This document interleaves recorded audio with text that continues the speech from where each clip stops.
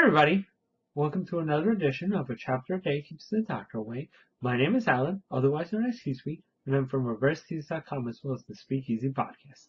And this time, I'm looking at Hayate the Combat Butler, Chapter 449, otherwise known as the 101st or so Proposal.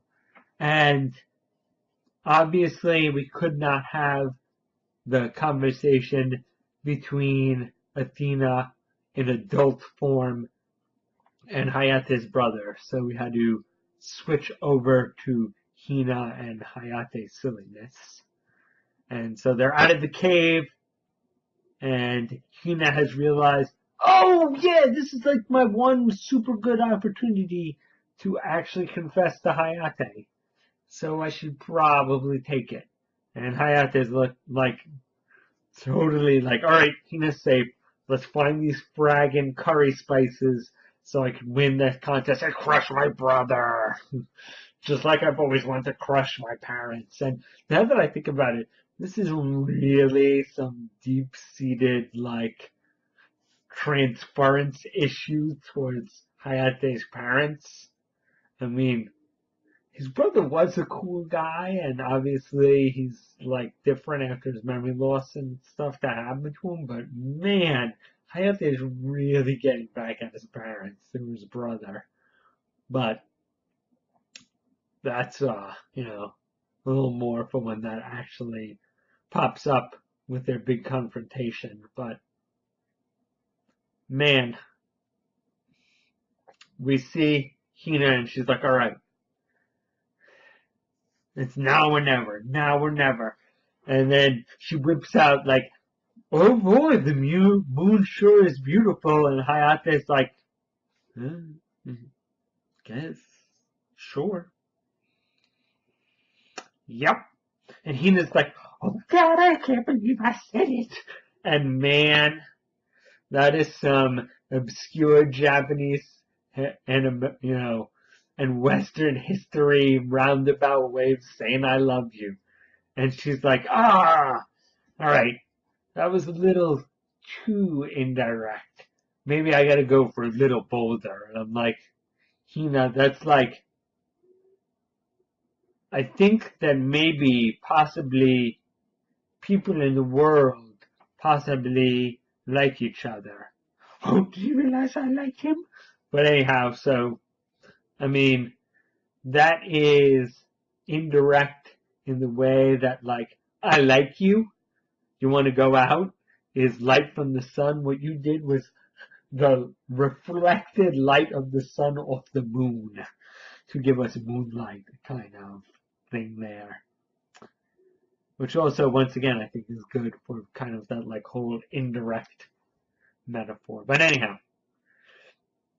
So she goes, and, we get a little Zezebo Sensei shout out with, indirect, and, the Japanese now liking to be, like, super direct. And so, yeah, like, full Zezebo Sensei style image there, which is kind of impressive. I mean, I wonder how many years it's been since, Hara's drawn, like, full-on Zezebo Sensei style since he, left his mentor. But, cute little reference. I mean, he does some, Zezebo Sensei references, and, I'm pretty sure that crazy mangaka that, is always helping them out is pretty much either based on him or the guy who does Zezebo Sensei, or possibly a combination of the two of them.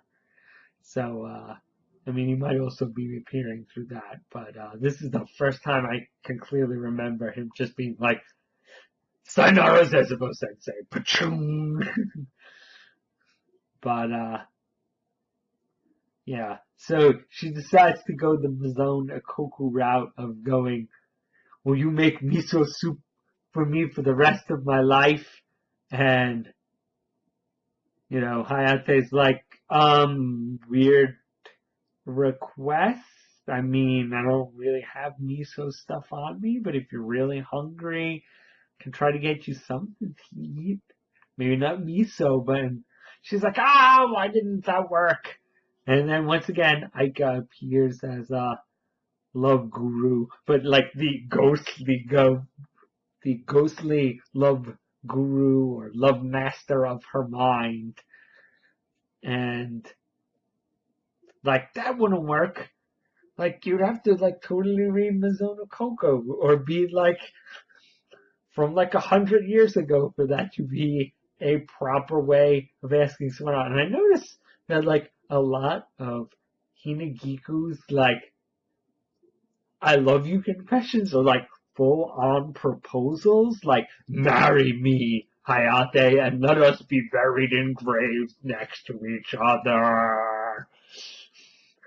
You know, Hina, you're pretty hot, but you might not want to go to the let's get married. I mean, you don't have to be like, all right, let's get naked and do it in those bushes, but you know, you could just maybe we should make out a little bit, or hey, after this, let's go out on a date. Maybe even a little on the shirt action, but full on proposal, that seems pretty you're skipping a few steps there, honey. But yeah. And also the thing that they don't mention is that will you make miso soup for me for the rest of my life? Totally did not work for Godai. Kyoko was like, I guess, you must really like my miso soup. Under a breath, I don't know why you don't propose to me, and then you can have it all the time. Once again, totally. But still, I'm like, yeesh, Hina, didn't work for Godai, it's not gonna work for you. Especially with Hayate. So she's like, you gotta be more direct, more Western about it. And she's like, yes, thank you, voice that for some reason in my head knows more than I do, even though the voice in my head should know only what I know. Hayate, will you make breakfast for me for the rest of my life? That's so Western. And once again, like another marriage proposal. Calm down there, Hinagiku. Don't be like, we should buy a house together. I hear that, land rates are really cheap right now. Mortgage rates are low. We should buy a house together. So, yeah, once again, Hayate's like, man, you are hungry. Look, we found this village. I will totally scrounge out something to make you some food. And she's like, ah! And then she finds this diary, and she's like, oh my gosh, this is probably a diary of someone who died in the village, and this is their last thoughts before they were killed. What does it say? And this girl's like, oh my god, I love this guy in the village so much. And I'm too scared to admit that I love him, but I've realized now that I'm just holding myself back. If I confess to him, it doesn't matter if he says yes or no. At least I'll know I've tried. And, it'll be a greater regret if I never ask him and just hope that one day he'll see my love than,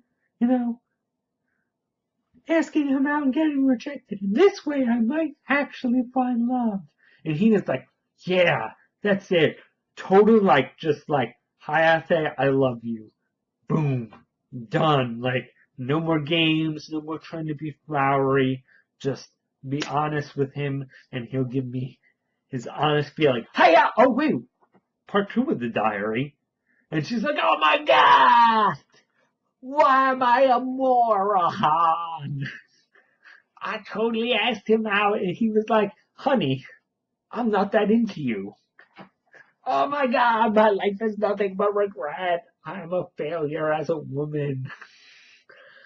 If I had a time machine, I would go back and punch myself in the face. And she's like, yeah, I'm good. I'll just, keep playing these games and hopefully Hayate will ask me out. Yeah. So, man, you can just taste the salty tears of the Hina fans like, no, Hina's You're the bestest girl in the universe. If you asked him out, he would surely say yes because you're Hina's. And on a certain level, the sweet, sweet tears of Hina fans always make me happy. And I'm like, look, she'll eventually confess, but it is still not fully in the end game. She's gonna confess end game time. I'm thinking possibly like within the last 20 chapters, if not like the last 10. If you're expecting Hina confession before then. See, like Ruka, she's appeared late enough and is just, not that much of a contender enough that she can make her early confession. But Hina, she's going to be like, if anything, the earliest I could see Hina's confession is what sparks kind of like I've always said, that's going to be what sparks the end game. So every time you see these, like, I think Hina's going to confess, Han's just going to go, nope, no, don't think so. So, yeah. Hina fans, always just seeing what they want to see. But, funny chapter, as someone who has had pretty much that same, like, reaction in the diary, this was, like, especially, like, oh no, I totally told myself into confessing like that, and then totally I had those tons of regrets. My God, that was me. I know what you're talking about there, Hada. So, I found that part especially funny just out of personal experiences, but, good times.